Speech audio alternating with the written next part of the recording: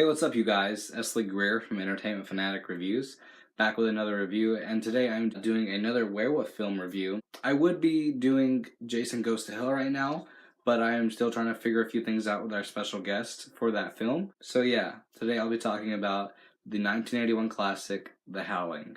And I will say this is probably the scariest werewolf film I've ever seen, or at least growing up it was. And it was nice revisiting it after so many years. So yeah, let's get started with this review. The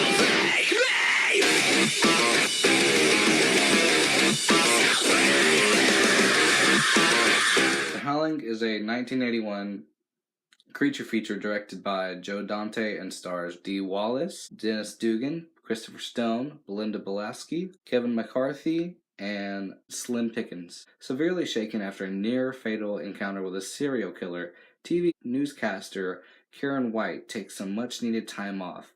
Hoping to conquer her inner demons, she heads for the colony, a secluded retreat where her new neighbors are just a tad too eager to make her feel at home. Also, there seems to be a bizarre link between her would-be attacker and this supposed safe haven. And when, after nights of being tormented by savage shrieks and unearthly cries, Karen ventures into the forest to find answers. She makes a terrifying discovery. Now she must fight not only for her life, but for her very soul. We're going to start off with my negatives because this isn't a perfect film, but it's still a very enjoyable film. The main thing that bothered me with this film, it takes place in this sex shop, and then, when our main character Karen goes into the certain room where Eddie is, and then there's just that video of the rape going on, and I hate rape. That's one of the worst things you can do to a human being, and having to watch that on screen, I hate it. Even with films like I Spit on Your Grave or Last House on the Left, yes, those are story driven, but I still hate it regardless. At the end of that, when the cops show up and, she starts screaming and everything, and they shoot the door, it just makes me wonder, how do they know which door to shoot? I know, sound, but still, how do you know which door it was to shoot at? Plus, they could have killed her as well, so. Also, I hate her boss in this film. He doesn't care, and he doesn't feel. He's just an absolute asshole. He's the worst. He's like, oh, she's gonna do this again. We'll go get the bitch, for the 9 o'clock news or something else. Or I couldn't stand him. The music during the wolf hunt was just too lighthearted and too upbeat. I just thought it was a little too stupid and goofy to be in this film. I mean, I know there's comedy in this film, but I just think that music was just the wrong choice. I mean, I know it was not like a horror scene or anything, but it was a little upbeat and everything, but still, it was just weird. And also, I know I'm laughing during negative, but it's just, you don't want to watch this film with a significant other or your parents, because there's a big WTF moment with the werewolf sex scene. I mean, it starts off, just a regular sex scene. Even then, you don't want to watch that with your parents. But then it just leads into a werewolf sex scene. I'm just like, well, that's a first. And there's some cartoony looking effects, after that and towards the end of the film as well. And also, I've never seen a werewolf during the daylight. That's just something new to me. I didn't get that. And moving on to my positives. I love Dee Wallace in this film. She does a very fine performance in this, and you really care for her character. Like when she has those flashbacks, the first time she comes back as the newscaster and she's looking at the camera, and the rape, she can see the rape in that. When she looks at the light, she can look at it reminds her of the projector, and then Eddie's image. You really feel for her character. I really like the scene where the news anchor guy is just practicing his lines in the bathroom, and then you have Karen's love interest come in there, and it was just, that scene was funny. I love how funny this is. You're like, what are you talking about? Dennis Dugan.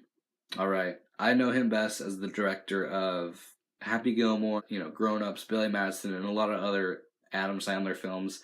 It's funny seeing him in this, and then him move on to, some of my favorite comedies of all time. That's just, I never got that. I do feel like this film has a very frightening score. That's one of the main things I remember from, as a kid. I heard it the first time, like, oh shit, I haven't heard that in so many years, but I mean, if a film can do that where you just remember the score, you're just like, oh shit, and it brings back memories, that says something right there. And I think there's a good jump scare when, the two journalists are going into Eddie's old room, and that jump scare with the dog, that was a good jump scare. That's how you do a jump scare.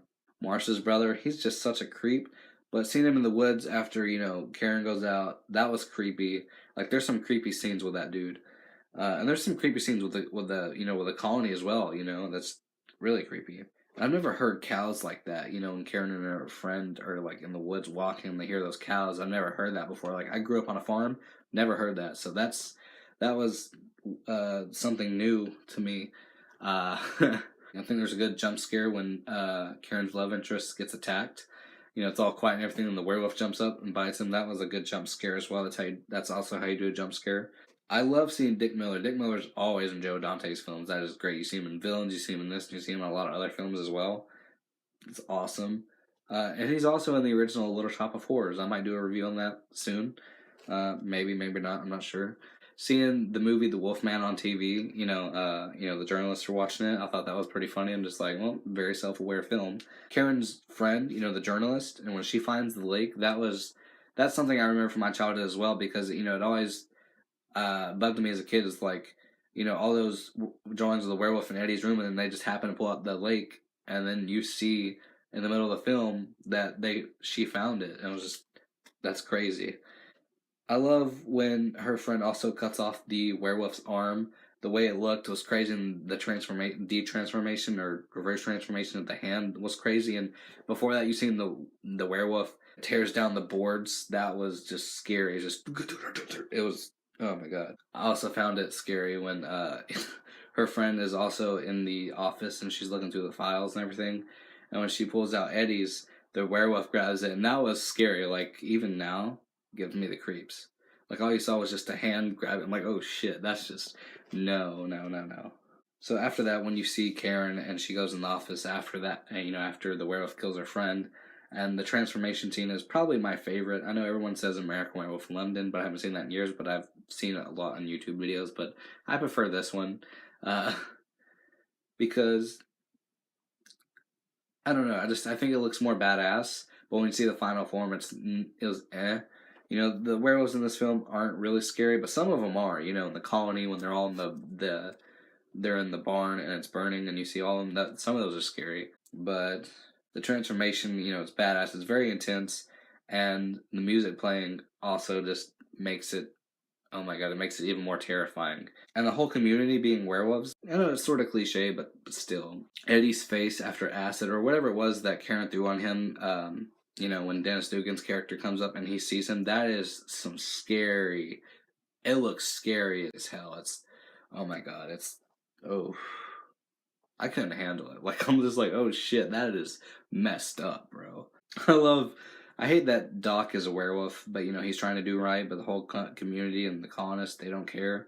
But I like when Dennis Dugan finally kills him, and he's like, thank God. I just thought that was funny. And also the fire at the end of the film, I love it. It's great. And some of the wolves are creepy, like I mentioned. And oh my god. There's one you see for a split second, it's looking and it looks left. It's just weird. It doesn't look right. Some of these werewolves, when they're transformed, during a transformation, they just don't look right, and it's very creepy. Karen getting bit by Bill, that sucks, but it also leads up to a awesome ending.